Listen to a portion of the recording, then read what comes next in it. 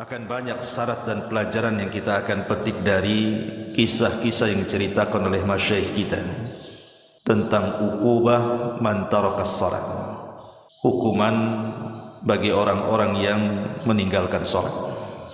Ma'asyiral muslimin yang dimuliakan Allah Subhanahu wa taala, kisah ini kebanyakan berasal dari para pemandi jenazah. Pertama, seorang syekh bercerita tentang seorang gadis namanya Maria. Gadis ini sangat cantik, bahkan memiliki kulit yang sangat putih sekali. Akan tetapi kecantikan dan keputihannya memfitnah manusia. Semasa dia sekolah, mungkin setingkat aliyah, SMA mungkin di tempat kita, dia sudah terbiasa meninggalkan salat, sama sekali tidak mau melaksanakan salat, padahal orang tuanya terus membimbing anak ini untuk salat. Tapi Allah Subhanahu wa taala takdirkan memang terkadang anak itu menjadi fitnah bagi orang tuanya, sampai akhirnya dia masuk perguruan tinggi. Di semester pertama, kedua, ketiga pun tidak sadar juga. Bahkan celakanya dia banyak memfitnah kalangan laki-laki. Akhirnya terjerumuslah kepada pergaulan bebas. Begitulah awal dari meninggalkan salat, pasti akan mengundang kepada fahsya dan mungkar. Orang kalau sudah meninggalkan salat itu pasti akan melakukan fahsya, keburukan dan kemungkaran. Karena Allah Subhanahu wa taala mengatakan innas salata tanha 'anil fahsya'i wal munkar. Jadi satu hari anak gadis ini diajak kawannya menggunakan kendaraan mobil. Allah takdirkan kecelakaan. Lah kemudian setelah terjadi kecelakaan ini, kawannya selamat, tapi dia tidak selamat. Dia pun dibawa ke mustasfa, ke rumah sakit, dan subhanallah nyawanya tidak tertolong. Orang tuanya baru dihabari anaknya mengalami kecelakaan dan masuk rumah sakit itu setelah 2 hari koma. Akhirnya kemudian setelah tahu orang tuanya, datanglah kedua orang tuanya ke rumah sakit tersebut. Saat masih ada nazar, masih ada ruh, ibunya berusaha untuk membacakan Al-Quran, meruqyah dia. Boleh jadi dengan sebab itu bisa mengurangi kematiannya. Tetapi setiap kemudian orang tuanya meruqyah dia, maka badannya kejang-kejang, seolah-olah dia merasakan sakit yang tidak ada yang tahu kecuali Allah Subhanahu wa taala. Dan di akhir hayatnya dia pun tidak mengucapkan satu patah kata pun, padahal orang tuanya sudah berusaha mentalkinnya. Akhirnya meninggallah wanita ini, seorang wanita yang bernama Maria ini. Kemudian jenazahnya dibawa balik. Akhirnya kemudian orang tuanya memanggil orang yang bisa atau biasa memandikan jenazah. Maka yang memandikan jenazah ini kemudian masuk ke tempat pemandian. Subhanallah, baru saja kemudian dia menyingkap kain yang menutup wajahnya itu, wajahnya berubah, yang tadinya cantik putih menjadi hitam kelam, seolah-olah terbakar. Yang lebih parah lagi, keluar bau dari mulutnya, rupanya mengeluarkan kotoran. Biasa orang memandikan jenazah membersihkan kotoran dari duburnya, tapi ini keluar kotoran dari mulutnya. Akhirnya sang pemandi jenazah ini tidak tahan karena baunya. Dia berusaha mengikat lehernya supaya tidak keluar lagi kotorannya, tapi terus keluar. Nauzubillah. Akhirnya kemudian dia pun tidak tahan keluar. Kemudian menceritakan secara rahasia kepada orang tuanya. Karena ini aib masalahnya kan kita. Akhirnya kemudian masuklah dia dan kedua orang tuanya, kemudian memandikan bersama-sama. Walaupun sesulit apapun, akhirnya selesailah pemandian itu. Kemudian diangkat jenazah itu, kemudian dikafani dan dikuburkan. Pemandi jenazah ini Kemudian mulai bercerita kepada orang tuanya, sebenarnya ada apa dengan anakmu ini? Kok bisa anak yang cantik, anak yang putih gitu kan, anak yang luar biasa di mata orang tuanya, saat kematiannya seperti itu. Barulah kemudian orang tuanya cerita bahwa anaknya itu la tusalli, tidak pernah salat. Anaknya itu tidak pernah salat. Bagaimana Allah Subhanahu wa taala mengazab wanita yang tidak salat ini di dunia sebelum akhirat. Dari sini menunjukkan bahwa pelajarannya adalah seputih apapun manusia, secantik apapun manusia, setampan apapun manusia, kalau tidak salat maka hitam hatinya. Tapi sehitam apapun manusia, selegam apapun manusia, kalau dia salat, dialah orang putih sebenarnya. Ini satu kisah. Kisah yang kedua masih dari seorang pemandi jenazah. Jadi satu hari ada anak muda meninggal. Kemudian kedua orang tuanya mencari pemandi jenazah. Dapatlah yang memandikan jenazah. Kondisinya sama dengan kisah yang pertama. Jadi ketika kemudian sang pemandi jenazah ini masuk ke ruang jenazah, ke ruang pemandian jenazah itu, dilihatnya badannya biasa-biasa saja. Maksudnya anak ini tampan, putih, tidak ada masalah. Maka sebagaimana biasa, seorang pemandi jenazah tentu menyediakan kapur baru, kemudian juga daun bidara, air dan yang semacamnya, sabun. Yang membuat kaget pemandi jenazah ini, saat disiramkan itu air yang bercampur daun bidara ke wajahnya itu, tiba-tiba berubah wajahnya. Subhanallah. Wajahnya yang tadinya putih menjadi hitam kelam, seolah-olah terbakar. Akhirnya dia kaget. Apa yang salah dengan dia? Dia hanya menyiramkan air yang ada campuran bidara ke wajahnya, tiba-tiba seolah-olah menyiramkan air keras, langsung hitam wajahnya. Dia pun ketakutan. Akhirnya kemudian keluar dia. Kemudian dia bertanya kepada jamaah yang hadir di situ, siapa orang tua dari jenazah ini? Tidak ada yang mengaku. Dia berteriak lagi, man abu, siapa bapaknya? Tidak ada yang menjawab. Dia pun berteriak lagi, man abu, siapa bapaknya? Rupanya dari belakang orang-orang yang ramai itu mengatakan, ana abu, saya bapaknya. Kemudian dipanggillah bapaknya, suruh masuk ke ruang pemandian jenazah. Tidak mau. Kemudian dia mengatakan, tolong, itu anak. Akhirnya orang tua ini dipaksa untuk masuk ke pemandian jenazah. Masuk juga akhirnya. Kemudian dilihatnya anaknya yang tadinya putih, wajahnya menjadi hitam. Tiba-tiba ayahnya mengatakan apa? Allahu yal'anuka fid dunya wal akhirah. Allahu yal'anuka fid dunya wal akhirah. Allah sudah melaknat kamu di dunia dan di akhirat. Kata yang memandikan jenazah mengatakan, ya fulan, itu anakmu. Kenapa kau laknat dia? Itu anakmu tuh. Masa anakmu kau laknat seperti itu? Maka ayahnya bercerita dan mengatakan, demi Allah, aku ini sayang dengan anak. Tetapi setiap aku suruh dia salat, dia tidak mau salat. Kupaksa dia salat, dia malah melawan kepada diriku. Allahu yal'anu fid dunya wal akhirah. Semoga Allah melaknat dia di dunia dan di akhirat. Maka yang mandikan jenazah terus mengatakan, jangan kau laknat dia, doakan kebaikan dia.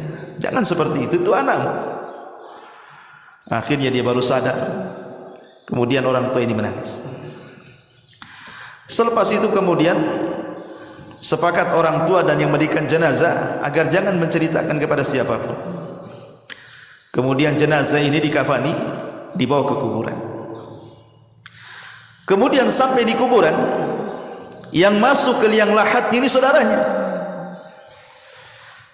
Ketika sudah sampai di liang lahat, itu jasad itu ada di liang lahat. Di antara sunnah memasukkan jasad ke liang lahat adalah mengarahkan wajah ke kiblat. Itu di antara sunnahnya. Subhanallah. Ketika ini dia hendak mengarahkan wajahnya ke kiblat, ada gerakan di wajahnya. Kaget dia, kok ada gerakan di wajahnya, seolah-olah dia hidup padahal dia mati. Rupanya setelah kemudian dilepas, wajahnya tiba-tiba berputar 180 derajat, berputar, tidak mau mengarah ke kiblat. Diputar lagi, terputar lagi ke arah lain, sampai 3 kali. Akhirnya ketakutan. Kemudian dia pun naik ke atas kuburan.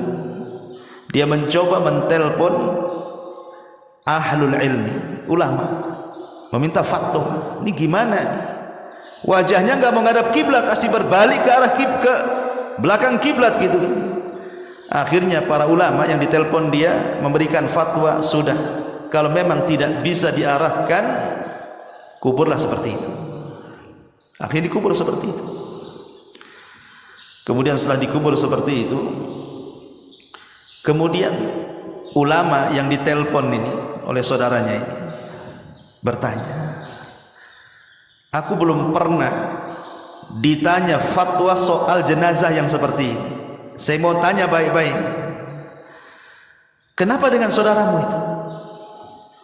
Kenapa seperti itu? Maka saudaranya mengatakan, demi Allah wahai Syekh, orang tua kami mengajari kami baik, mengajari kami solat, menyuruh kami solat, tapi saudaraku yang satu ini tidak mau solat. Kata sang ulama, oh boleh jadi ketika dia benci kepada Allah, Allah benci kepada dia. Ketika wajahnya diarahkan ke kiblat, tidak mau mengarah ke kiblat, maknanya Allah benci dengan dia. Kemudian dia membacakan hadis, man ahabba liqa Allah ahabballahu liqa'ah, wa man kariha liqa Allah karihallahu liqa'ah. Siapa yang cinta berjumpa dengan Allah, ketika di dunia dia cinta berjumpa dengan Allah dengan cara apa? Salat. Karena salat itu perjumpaan kita dengan Allah, ikhwan. Makanya Allah mengatakan dalam Al-Qur'an itu, ketika Allah Subhanahu wa taala mengatakan tentang orang-orang yang melaksanakan salat, memang salat itu lakabiratun illa alal khashiin. Siapa orang-orang khasyi ini? Allah katakan alladzina yadhunnuna annahum mulaqu rabbihim, orang-orang yang mereka yakin dia sedang berjumpa dengan Allah. Jadi orang yang sedang salat itu hakikatnya sedang berjumpa, berdialog dengan Allah. Ketika dia tidak suka berjumpa dengan Allah dalam salatnya, maka Allah benci berjumpa dengan dia. Makanya susah wajahnya diarahkan ke kiblat. Ini kisah yang kedua, kisah tentang orang yang meninggalkan salat. Kisah yang ketiga, ada seorang yang bernama Karim dan Salim, kakak beradik itu, si Karim dan si Salim ini. Si Karim ini orangnya ahli maksiat, suka meninggalkan salat, banyak dosa dia lakukan, narkoba lah, macam-macam. Si Salim pula adiknya, orangnya baik, taat beribadah kepada Allah Subhanahu wa taala, tidak pernah meninggalkan salat, birrul walidain, dan luar biasa. Begitulah kadang-kadang dalam keluarga, ada yang baik, ada yang tidak baik. Itu ujian kan itu ya. Terkadang satu keturunan ayahnya baik, belum tentu anak-anaknya baik. Seperti si Karim dan si Salim ini. Lah akhirnya kemudian yang namanya si Salim ini adiknya, begitulah jiwa kalau sudah terbiasa baik, tentu melihat ketidakbaikan tidak akan suka. Itu fitrah itu, karena al-arwahu junudun mujannadah. Ruh itu biasanya tergabung dengan golongannya. Kalau dia orang baik, dia ingin kebaikan. Kalau dia orang jahat, pasti dia cenderung untuk melakukan kejahatan. Begitulah ruh. Jadi Salim ini tiap hari ngasih tahu si Karim, bapaknya, kakaknya, supaya sholat, meninggalkan narkoba, meninggalkan kejahatan, kezaliman, dan begitu seterusnya. Sampai pada waktunya Allah takdirkan si Karim ini kecelakaan juga, kemudian koma. Lah sang adik ini si Salim ini, karena dia orang soleh, dia ingin mendoakan kebaikan untuk kakaknya, karena kakaknya tahu tidak sholat. Maka ketika koma sudah hampir 1 minggu nih, si Salim ini datang ke rumah sakit, Dia solat, dia berwudu, kemudian solat 2 rakaat, kemudian berdoa kepada Allah, minta supaya sang kakak si Karim ini disembuhkan. Subhanallah, doanya orang soleh, mustajab. Akhirnya dengan pertolongan Allah Azza wa Jalla, Karim ini sembuh. Komanya, sadar dari komanya, kemudian sembuh. Setelah sembuh, subhanallah, terkadang ada orang-orang yang ditegur oleh Allah tidak sadar. Sebenarnya kalau dia paham kecelakaan itu kan Allah sedang menegur dia sebenarnya. Tapi ada orang-orang itu yang a'anzartahum am lam tunzirhum la yu'minun. Kau beri peringatan dia, kau tidak beri peringatan dia, tidak juga beriman. Ada orang-orang yang jenis kayak gini nih. Jadi setelah sembuh dari sakitnya si Karim ini, kemudian si Salim mengingatkan soal ujian dia. Harusnya kau sadar, kau ini sudah kecelakaan, mau koma, mau mati, sudah sembuh, tak mau juga sholat. Ada apa dengan kamu ini? Sampai pada waktunya, rupanya si Karim ini punya kawan maksiatnya, kecelakaan, meninggal. Akhirnya si Karim ini ketakutan dia. Sejak itulah kehidupannya tidak tenang, selalu dimimpikan dengan mimpi buruk. Sampai pada waktunya dia pernah bermimpi melihat kawannya yang sesama ahli maksiat itu sedang diazab Allah Subhanahu wa taala dalam mimpinya. Naudzubillah. Dari situlah kemudian dia tersadar. Akhirnya dia minta maaf kepada adiknya si Salim. Sejak itu dia tidak pernah meninggalkan sholat. Alhamdulillah dapat hidayah. Ini kisah ketiga. Kisah keempat, kisah ini dikisahkan seorang imam masjid. Jadi kisahnya begini. Jadi ada di lingkungan situ, di masyarakat situ, ada orang baru datang. Kebetulan mungkin dia membeli rumah di situ. Celakanya tetangganya pula tak sholat. Cuman kadang dia kan tidak tahu, dia datang ke desa itu membeli rumah, dia kan tidak melihat tetangga, beli saja dia. Lah orang ini orang soleh yang membeli rumah ini, tetangganya pula narun muqadah, ya, yang suka nyala-nyalakan api kemaksiatan itu. Jadi ketika dia sholat ke masjid, imamnya kan heran karena orang baru kan. Kata imam, kau dari mana? Dia mengatakan, saya dari desa ini itu, saya ke sini beli rumah di sini. Kata imam, celaka engkau katanya. Kenapa aku celaka? Celaka, kau punya tetangga narun muqadah katanya. Kau punya tetangga narun muqadah, orang yang suka menyala-nyalakan api maksiat. Lah kenapa dengan dia emangnya? Ya fulan, tetanggamu itu tidak pernah sholat selamanya. Lihat, orang-orang sana itu kadang-kadang masalah-masalah seperti ini kan menjadi sebuah perbincangan gitu ya. Kalau kita punya tetangga gak sholat, mana pedulian tuh. Sholat gak sholat terserah dia lah kan gitu ya. Tapi di sana di Saudi masihlah peduli dengan orang-orang kayak gini. Jadi dia mengatakan, manusia di sini, maksudnya orang satu desa di sini, melaknat dia katanya. Karena dia tidak sholat. Belum lagi dia banyak melakukan kezaliman dan kemaksiatan. Itulah berawal dari tidak sholat, akhirnya melahirkan dosa-dosa yang lainnya. Tapi kemudian orang soleh ini yang baru datang beli rumah ini, dia mengatakan, boleh jadi Allah Subhanahu wa taala memberikan hidayah kepadanya. Pulang dia, karena baru 1 hari tinggal di situ. Ditengoknya tetangganya sedang duduk di depan rumahnya, di atabatil bab. Akhirnya dia pun mengucapkan salam, assalamualaikum katanya. Kata tetangganya, waalaikumsalam. Kemudian dia mengatakan, masya Allah, barakallahu fiik katanya. Dipujinya, demi Allah aku baru berkeliling desa di sini, semua manusia memujimu. Semua manusia memujimu katanya. Sampai imam masjid tidak menyebutkan kecuali kebaikan kepadamu wahai fulan katanya. Padahal sebaliknya. Akhirnya dia mengatakan, yang benar saja, iya, saya ini orang baru di sini. Saya baru keliling, saya ketemu orang-orang di masjid-masjid. Subhanallah, ketika saya bilang saya tinggal di sini bertetangga dengan kamu, semua manusia mengatakan kau ini orang baik katanya. Subhanallah, ngambil hati. Akhirnya dia mengatakan, karena engkau adalah tetanggaku yang baik, boleh jadi aku bisa jadi contoh engkau. Bagaimana kalau nanti malam kau makan di rumahku? Akhirnya kemudian dikasih hidangan yang enak nih orang baru, orang baik. Dikasih makan enak.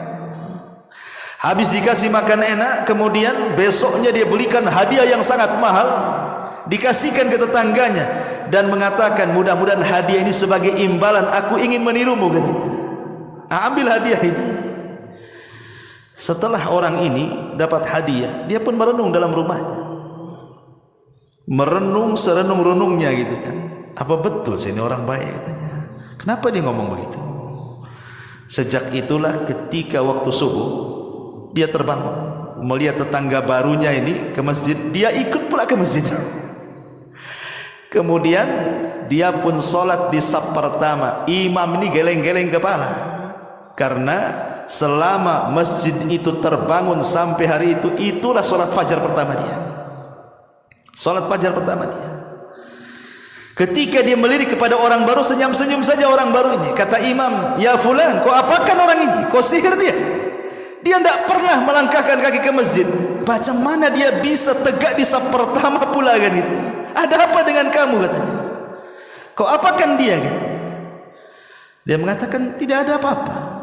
Saya hanya berkunjung ke rumahnya, kemudian saya ajak makan di rumahku, ku kasih hadiah, hanya itu saja. Rupanya Allah berikan hidayah kepada dia. Satu masjid bertakbir Allahu Akbar katanya, gara-gara orang ini. Subhanallah. Ini kisah ikhwatu fiddin muliakan Allah Azza wa Jalla. Terlepas kisah ini nyata ataupun tidak nyata, saya mendengar dari YouTube gitu, para masyayikh menceritakan. Tapi yang jelas bahwa orang yang meninggalkan solat ini sangat bahaya sekali. Umar bin Khattab radhiyallahu anhu saat menjadi khalifah, dia banyak mengirim surat hampir ke semua wilayah kekuasaannya. Yang pertama Umar tulis adalah perhatian manusia tentang solat. Umar ini pertama dia berkuasa, kemudian Islam berjaya di zamannya, kemudian menyebar Islam ke seantero daerah di mana-mana. Umar pertama kali menyurati daerah-daerah itu mengingatkan soal salat. Kata Umar bin Khattab radhiyallahu an, ihfadhu as-salata fala tudayyi'uha. Jaga oleh kalian salat, jangan kalian lalaikan salat itu, kalau kalian ingin berada dalam lindungan Allah Azza wa Jalla. Makanya saat Umar bin Khattab radhiyallahu an ditusuk saat salat subuh oleh seorang majusi, Abu Lu'lu' al-Majusi. Kemudian Umar pun menghentikan solatnya karena pingsan pada rakaat pertama, hendak ke rakaat kedua ditusuk saat jadi imam. Sampai-sampai dia mengira bahwa dia sedang digigit anjing, dan dia mengatakan apa? Akalatni kalbun, akalatni kalbun. Anjing sedang menggigitku, padahal sedang ditusuk itu dari belakang beberapa tusukan oleh Abu Lu'lu' al-Majusi. Orang yang sangat dendam dengan Umar karena Umar membebaskan Persia. Akhirnya di rakaat kedua Umar kan tumbang tuh, yang menggantikan Abdurrahman ibn Auf. Kemudian Abu Lu'lu' ini dikejar, kemudian menyabetkan pisau yang ada di tangannya sampai 7 sahabat tumbang dan mati di tempat. Yang lainnya luka-luka. Kemudian dihadang Abdurrahman bin Auf, kemudian dia bunuh diri. Tapi Umar ini sempat diselamatkan. Ketika diselamatkan Umar ini, tabib didatangkan, setiap dimasukkan obat keluar dari bekas lukanya. Kata tabib, Umar tidak mungkin selamat. Umar ketika itu pingsan. Akhirnya kemudian orang-orang berusaha menyadarkan Umar bin Khattab, tapi tak sadar-sadar. Ada orang yang paham kebiasaan Umar itu adalah salat, sehingga kemudian dibisikkan di telinganya dan mengatakan, ya Amirul Mukminin qad shalla, apakah kau telah salat? Subhanallah, hanya semata-mata diingatkan salat, terbangun Umar tuh. Kan heran ya, orang pingsan diingatkan salat bisa bangun. Kita ini tak pingsan, kita ini hanya tidur. Kadang-kadang masjid musola itu bersaut-saut tuh, kadang-kadang corong pula ke jendela dia, tak juga bangun. Oke lah tidur dia. Yang enggak tidur loh, yang hidup di jalan-jalan itu suara azan lah, saut-sautan sana sini, pun sudah mati hatinya, tak tergerak juga. Umar ini sedang pingsan, diingatkan sholat, terbangun dia dan mengatakan, Allahu qad sallait, katanya, demi Allah aku tadi perasaan sudah sholat, katanya. Ada seorang sahabat namanya Musawwar ibn Mahramah. Musawwar ibn Mahramah ini kemudian menceritakan tentang kisahnya. Maka Umar ketika mendengar bagaimana kisah dia tadi ditusuk di masjid, dibawa ke sini kemari, maka Umar bin Khattab radhiyallahu anhu kemudian mengatakan kepada Musawwar ibn Mahramah, la hadda fil Islam liman taraka shalah. Tidak ada bagian dalam Islam bagi orang yang meninggalkan salat. Artinya orang yang meninggalkan salat itu tidak layak dimandikan, tidak layak dikafankan, tidak layak disolatkan, tidak layak dikuburkan di kuburan kaum muslimin. Karena orang yang tidak salat itu kafir. Rasul yang mengatakan itu, al-ahdu bainana wa bainakumus shalah faman tarakaha faqad kafar. Perbedaan kita dengan orang kafir itu di salat. Siapa yang meninggalkan salat, kafir dia. Makanya Syekhul Islam Ibn Taimiyah rahimahullahu taala menukilkan ijma, konsensus ulama, kesepakatan ulama, man tarakas salata jumlatan faqad kafara ijma'an. Siapa yang meninggalkan salat secara jumlah, maknanya lebih banyak meninggalkan dibandingkan melakukan, kafir secara ijma ulama. Tidak ada khilaf. Yang menjadi khilaf ulama tentang orang meninggalkan salat apakah dia kafir atau tidak itu yang meninggalkan sekali-kali. Dia salat tapi meninggalkan sekali-kali. Apakah orang yang meninggalkan sekali-kali ini kafir atau tidak? Disinilah terjadi khilaf ulama. Tapi orang yang meninggalkan salat lebih banyak dibandingkan yang melakukan, kata Ibnu Taimiyah, ijma', sepakat konsensus ulama, kafir, tidak ada khilaf ulama. Tapi kalau yang sekali-kali meninggalkan, di sini khilaf ulama. Kata Syekh Albani rahimahullahu taala, lihat meninggalkannya. Kalau meninggalkannya dia kufur dengan kewajibannya, kafir. Tapi kalau meninggalkannya hanya karena malas, hanya karena ada hal-hal yang menjadikan dia tidak salat, nah ini tidak kafir, hanya fasik saja. Walaupun sebagian ulama lebih besar atau jumhur ulama mengatakan tetap kafir. Orang yang meninggalkan salat walaupun sekali dua kali, dia harus syahadat lagi. Kenapa?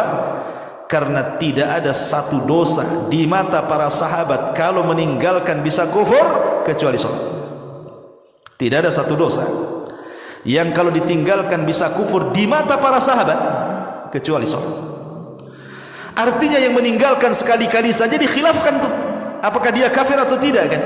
Bagaimana orang yang meninggalkan salat secara jumlah, apalagi secara keseluruhan tidak salat sama sekali? Ingat satu kisah yang pernah saya kisahkan waktu khutbah Jumat. Ketika ada seorang ibu menceritakan soal anaknya, kan? Anaknya dari kecil sampai remaja sampai dewasa tidak pernah senang hidupnya. Ada saja masalah. Entah masalah di pekerjaannya, entah masalah di kesehatannya, entah masalah di perjodohannya, pokoknya banyak masalah, sampai akhirnya anaknya terbaring kaku, kena stroke, tidak bisa apapun.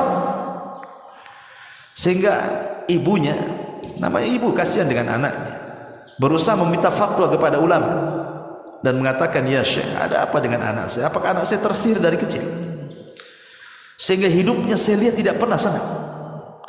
Apakah anakku mashhur disihir? Kata Syekh tidak langsung mengiyakan, dia hanya mengatakan, apa anakmu sholat? Disinilah jawabannya, kata ibunya, anakku tidak pernah sholat. Kata Syekh, itulah masalahnya. Kenapa anakmu tidak pernah senang dari kecil, remaja sampai dewasa? Karena anakmu tidak sholat. Kemudian Syekh menceritakan, kenapa anakmu tidak sholat sehingga tidak pernah merasakan kesenangan hidup? Ingat, sholat itu adalah tali yang menghubungkan kita dengan Allah.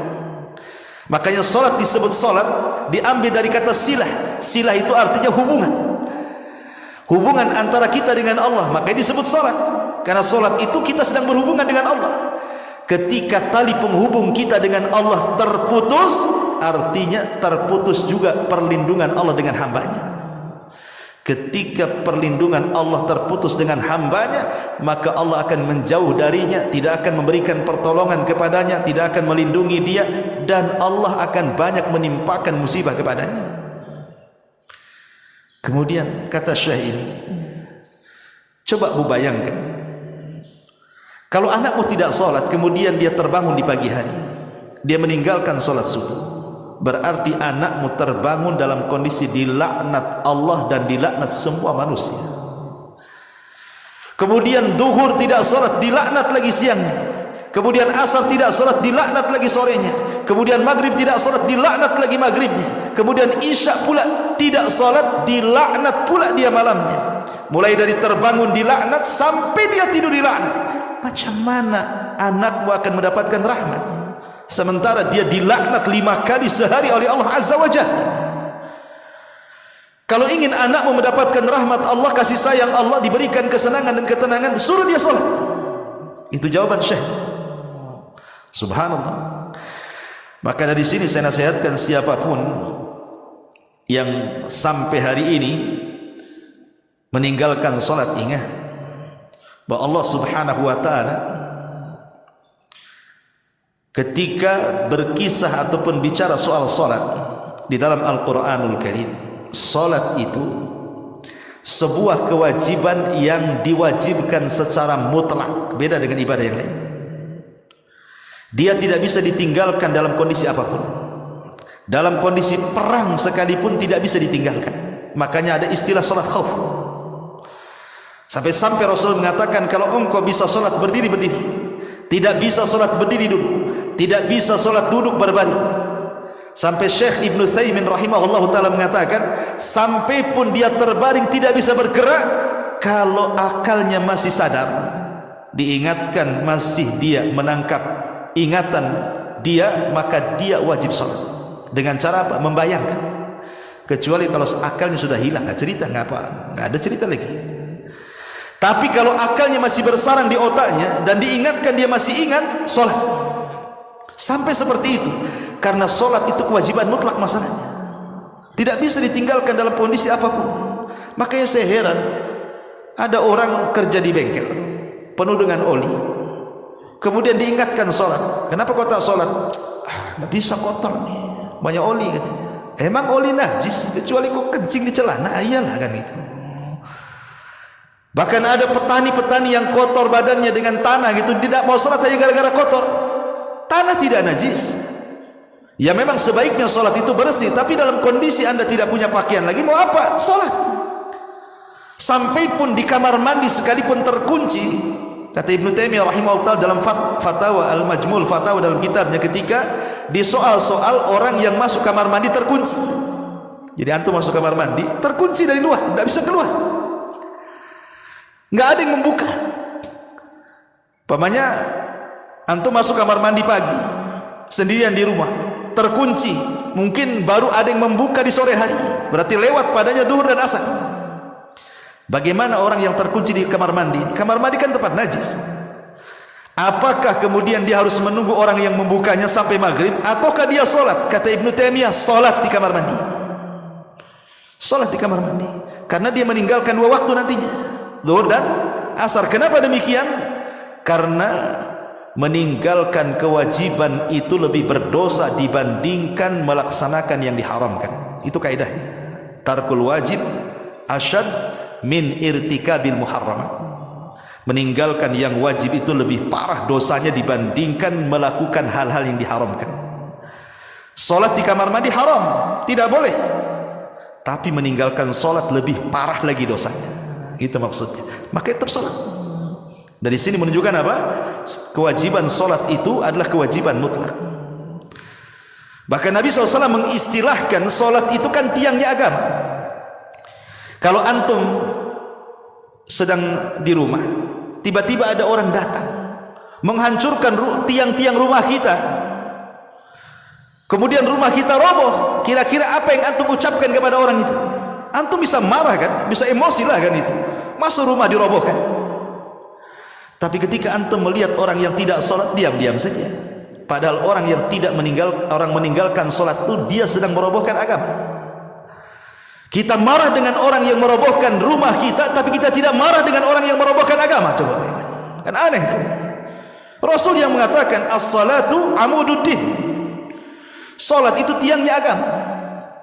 Kata Nabi SAW, ra'sul amri al-islam wa amuduhu salah wa dhirwatus sanamihil jihadu fi sabilillah. Pokok urusan hidup manusia itu Islam, tiangnya salat. Puncak dari amal soleh adalah jihad di jalan Allah Subhanahu wa ta'ala.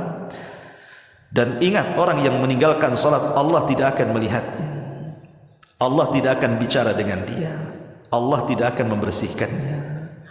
Hilang cahaya di wajahnya, terputus dengan langit, tidak ada hubungan lagi dengan Allah Subhanahu wa ta'ala. Kalau dia mati, sekali lagi saya ulangi, tidak disolatkan, tidak dimandikan, tidak dikafankan, tidak dikuburkan di kuburan kaum muslimin. Bahkan kalaupun dia hidup, dia tidak boleh masuk Mekah dan Madinah karena dia dianggap najis. Tidak boleh orang meninggalkan salat masuk Mekah dan Madinah. Bahkan tidak halal penyembelihannya. Kalau dia menyembelih binatang, orang yang tidak salat tidak halal. Bagaimana orang kafir? Halal penyembelihannya. Tidak bisa seperti itu. Bahkan kalau kita melihat di permulaan dakwah Rasul, surat yang pertama turun apa? Iqra. Rasul disuruh belajar. Kemudian surat setelahnya Al-Mudaththir dan Al-Muzammil. Muzammil itu perintah salat, walaupun salat sunnah. Kemudian setelah itu turun surah Al-Fatihah. Lah dari sini menunjukkan bahwa kalau kita perhatikan dari surat-surat yang awal-awal turun saja, itu tekanannya kemana? Ke salat. Ya, karena turun surah Iqra, kemudian Mudaththir, kemudian Muzammil, kemudian surah Al-Fatihah turun. Karena dalam salat itu kan tidak bisa seseorang itu sah kecuali membaca surah Al-Fatihah. Kalau surat-surat yang lain itu boleh dibaca, boleh tidak, sunnah hukumnya. Tapi Fatihah tidak bisa ditinggalkan. Makanya kenapa kemudian permasalahan salat ini permasalahan yang serius dalam Islam? Karena dialah yang menjadikan kejayaan Islam itu sendiri. Ingat Imam Mahdi kelak di akhir zaman, dalam hadis yang panjang sekali soal turunnya Isa bin Maryam. Ketika pasukan Dajjal itu mengepung pasukan Imam Mahdi di Bukit Tursina, pasukan Imam Mahdi dan kaum muslimin tidak sanggup melawan Dajjal, sehingga kepala kerbau lebih berharga dibandingkan uang dinar dan dirham, karena mereka kelaparan masalahnya. Sampai akhirnya pasukan Al-Mahdi mengatakan kepada Imam Mahdi, kalau kita tetap bertahan di bukit ini, kita akan mati sia-sia. Sebaiknya kita bertempur, hidup mulia atau mati syahid. Akhirnya mereka sepakat, menang kalah besok turun. Ketika di waktu subuh adzan dikumandangkan, tiba-tiba langit gelap. Kemudian dari langit ada cahaya, rupanya Isa bin Maryam turun diapit dua malaikat. Kemudian menemui kaum muslimin yang ada di Bukit Tur. Ketika itu qomat mulai dikumandangkan. Kemudian Imam Mahdi mengatakan, taqaddam ya ruhallah, silahkan kau yang jadi imam wahai Isa. Tapi Isa menolaknya dan mengatakan, setiap kaum ada imamnya, kau saja. Akhirnya Imam Mahdi yang menjadi imam. Kemudian Nabi Isa menjadi makmum di belakang Al-Mahdi, salat fajar. Kemudian setelah itu, setelah selesai salat, Isa mengusap semua wajah pasukan kaum muslimin di bawah kepemimpinan Al-Mahdi dan menyebutkan tempat tertinggi di sorga. Bukan mereka akan masuk sorga, tapi menyebutkan tempat tertinggi di sorga. Maka berbahagialah orang-orang yang diusap Isa bin Maryam kala itu. Maka setelah itu mereka turun gunung, kemudian menghancurkan tentara Dajjal, dan Dajjal mati di tangan Isa bin Maryam. Syahidnya apa di sini? Kemenangan peperangan Al-Mahdi dan juga Isa melawan Dajjal dilakukan setelah salat fajar. Syahid di sini. Makanya ada seorang jenderal Israel dimuat dalam majalah. Dia mengatakan kalau seandainya salat subuh di Palestina itu sebanyak salat Jumat, kalau setiap masjid di Palestina salat subuhnya sebanyak salat Jumat, Israel akan tumbang dengan sendiri karena kekuatan ada di situ. Artinya kalau kita cerita tentang kekuatan-kekuatan Islam, Islam harus jaya, Islam harus kuat. Kalau masjidnya kosong, menghayal Anda. Kekuatan itu ada di masjid. Makanya kata ulama mengatakan, kalau seandainya manusia itu bisa mereka merekatkan kekuatan dalam masjid, itulah kekuatan yang hakiki umat Islam. Karena mereka sedang menyambung hubungan mereka dengan Allah. Disitulah Allah memberikan pertolongannya.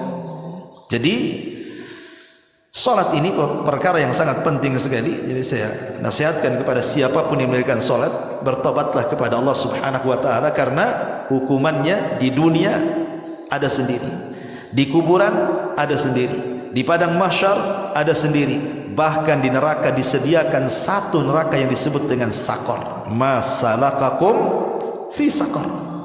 Kenapa kalian bisa masuk neraka sakor katanya? Apa jawaban penduduk neraka sakor? Qalu lam naku minal musallin. Karena kami tidak salat.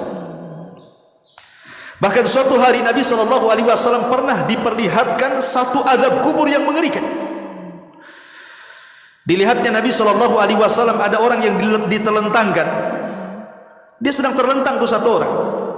Kemudian di sampingnya ada orang berdiri membawa batu. Kemudian batu itu dibenturkan di kepalanya sampai hancur. Kemudian orang yang membentur batu ini pergi mencari batu lain. Setelah dapat batu lain, datang lagi, kepalanya sudah balik lagi semula. Dibenturkan lagi, cari lagi batu, datang lagi, bentuknya menjadi semula lagi.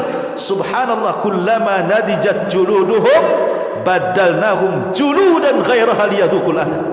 Setiap dihancurkan kepala mereka, Allah ganti dengan kepala baru.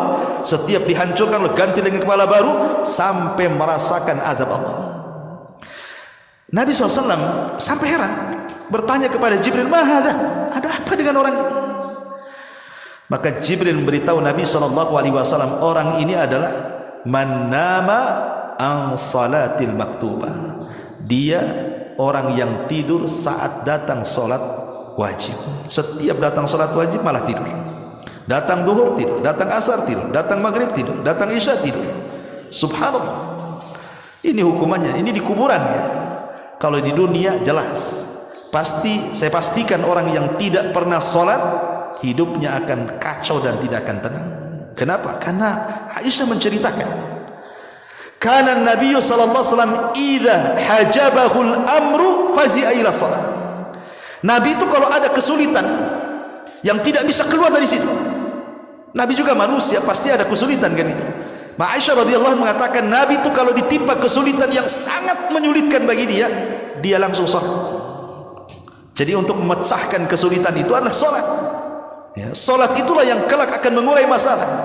Makanya ketika Nabi Ibrahim alaihi salatu wassalam ditangkap istrinya oleh raja zalim, raja Fir'aun Mesir, dan hendak kemudian digagahi kehormatannya, Ibrahim salat. Dia munajat kepada Allah untuk diselamatkan istrinya. Akhirnya istri diselamatkan. Makanya kata para ulama mengatakan bahwa puncak daripada setiap kebingungan, puncak dari setiap permasalahan dunia, karena anda tidak salat. Karena anda tidak salat. Sampai seorang syekh bercerita, ada pengusaha kaya raya sakaya-kayanya, kaya raya ya.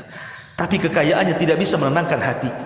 Banyak masalah, masalah anaknya, masalah istrinya, masalah kesehatannya, masalah perusahaan. Padahal kaya, hidupnya tidak pernah tenang. Jadi dia punya karyawan orang kulit hitam. Karyawan ini orang kulit hitam, gajinya paling rendah sendiri di perusahaannya. Di antara staf-stafnya dialah yang paling rendah sendiri penghasilannya, gajinya itu. Tapi dia pandang, dia pula yang paling enjoy kerjanya.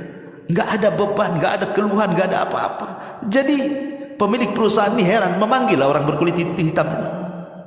Aku lihat kok tenang-tenang saja hidupmu, kok biasa saja, kok gaji paling kecil, tapi saya lihat paling banyak tertawa, paling banyak tersenyum, enggak ada beban bagi hidupmu. Apa rahasiamu katanya? Dia mengatakan, tidak ada apa-apa wahai Tuhan, saya hanya berusaha menjaga 5 waktu sholat. Itulah rahasia ketenanganku. Sejak itulah dia meniru orang yang berkulit hitam yang karyawannya itu. Subhanallah. Disitulah rahasia di balik keajaiban sholat.